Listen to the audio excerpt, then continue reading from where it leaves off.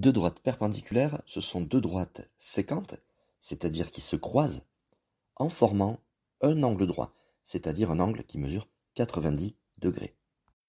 Pour vérifier si un angle est droit, ou si deux droites sont perpendiculaires, ou alors pour tracer un angle droit ou deux droites perpendiculaires, on va utiliser l'équerre. Il faut alors repérer l'angle droit de l'équerre. Cet angle droit de l'équerre doit toujours être à l'intérieur de l'angle qui est tracé. Ici, on va repérer les droites qui sont perpendiculaires entre elles. Alors d'après une observation à l'œil nu, on va vérifier la droite A avec la droite D, puis la droite B avec la droite F. On positionne l'angle droit de l'équerre à l'intérieur de l'angle formé par le croisement de la droite A et de la droite D.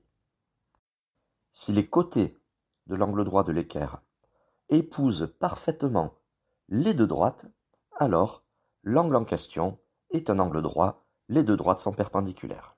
L'angle droit par un petit carré rouge. Maintenant, pour F et B, même chose, alors je tourne l'équerre, je l'oriente comme je veux, et je place l'angle droit à l'intérieur de l'angle formé par le croisement de la droite F et de la droite B. Les deux côtés de l'angle droit épousent parfaitement les deux droites, l'angle est donc droit.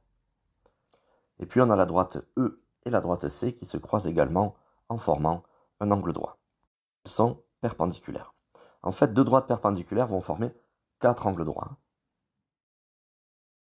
On va essayer de tracer maintenant deux droites qui sont perpendiculaires. Alors, on a une droite D et on va essayer de tracer la droite qui est perpendiculaire à la droite D.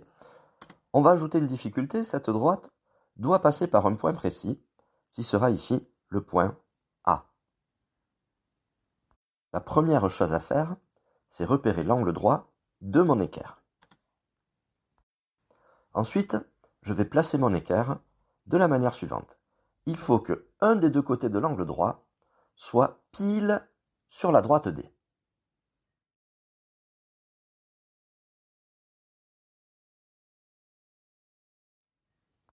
Je vais ensuite faire glisser l'équerre jusqu'à arriver au point A. Alors attention, en faisant glisser l'équerre, on la fait toujours bouger un petit peu, donc il faudra la réajuster pour que le côté de l'angle droit de mon équerre reste toujours sur la ligne sur la droite D. Une fois qu'elle est bien positionnée, un côté de l'angle droit sur la droite D,